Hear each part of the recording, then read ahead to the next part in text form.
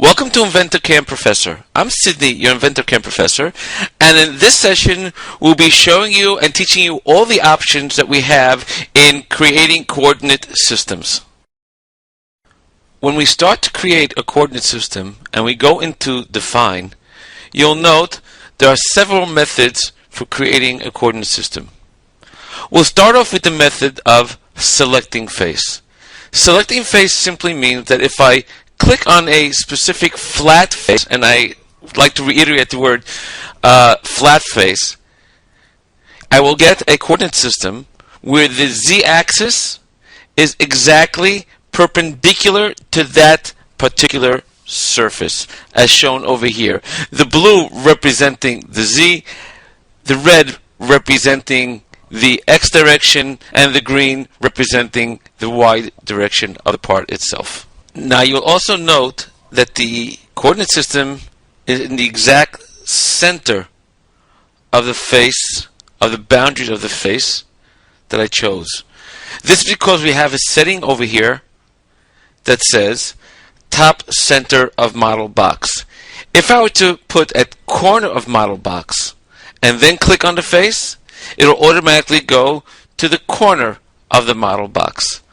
This doesn't mean that I have to leave it at this because the only choices that I have, because towards the bottom over here at the next line I have also the option of pick origin.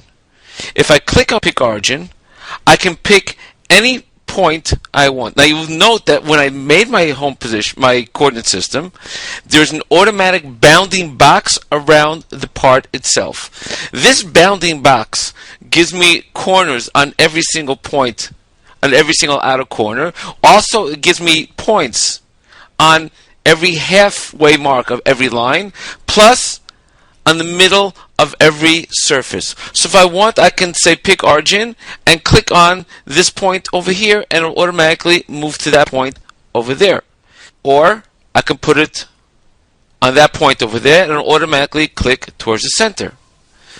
Now, I also have the option of flipping my coordinate system around. Let's say I want to flip it around my x coordinate system right now, my x-axis, because my z is actually going in this direction as you see here, and I prefer it going up.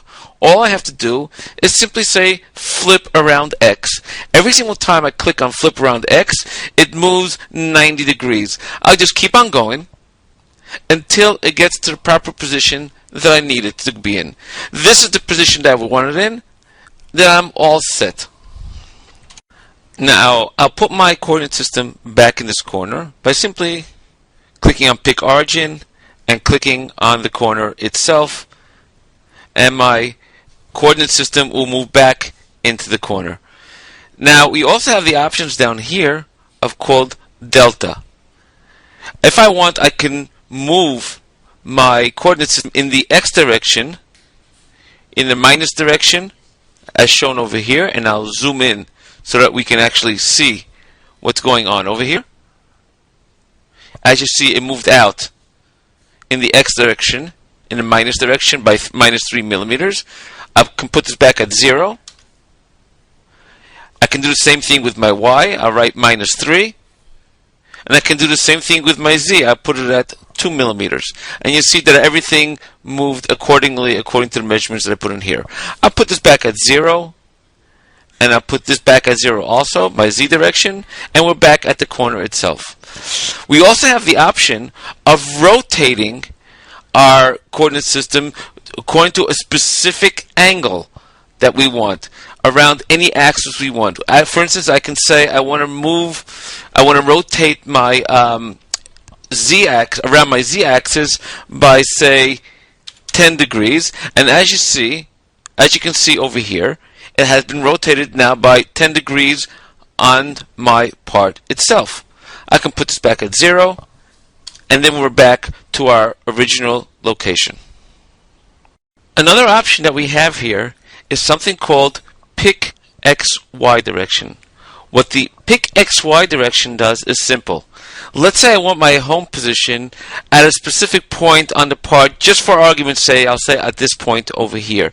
But I still want it on the top level of the part. All I have to do is simply say pick XY direction, click on, say, this point over here, and it'll move to exactly that point, but it'll stay on the level that it was before. In this particular case, on the top level of the part itself. This is particularly good when you have specific areas that you're able to create a home position on, but you still want it on the top of the part itself, and the point that you're picking is not on the top of the part. Now, another option that we have for creating a coordinate system is called Define. When I click on Define, the options that I can do is choosing the actual origin, then the actual X direction, and the actual Y direction that I want. This is not something that is automatic as in select faces, but sometimes this is necessary. Just to show you to start off with how this is used, choosing origin, I can click on this point here to choose origin.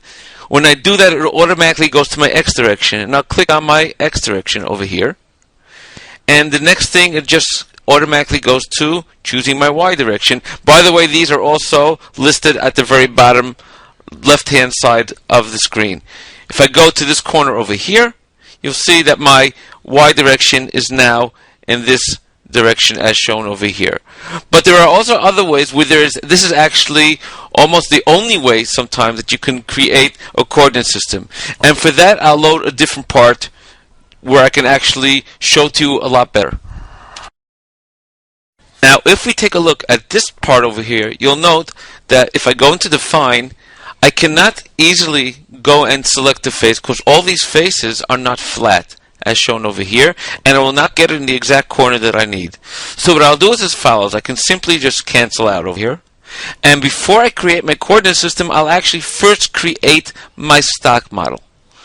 By creating the stock model, I'll simply go into stock. The only option available to me right now is create an automatic box, and I'll click on Define. Now, by simply clicking on the part itself, it automatically creates a box around the part. I'll have all the measurements over here set at 0,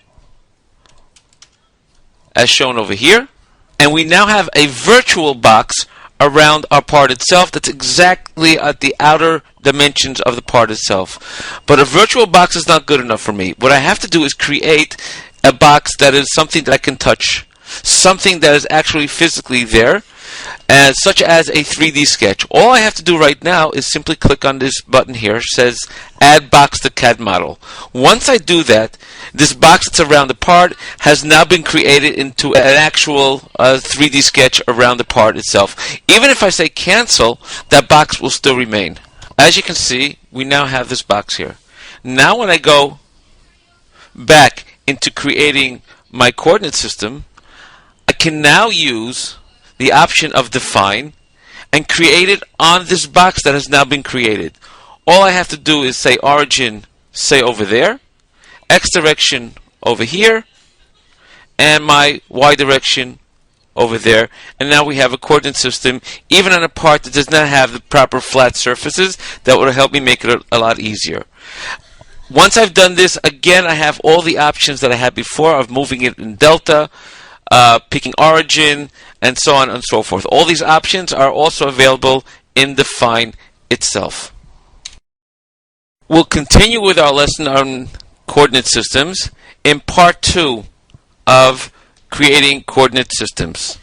Thank you for joining us on InventorCAM Professor. Take care and have a nice day.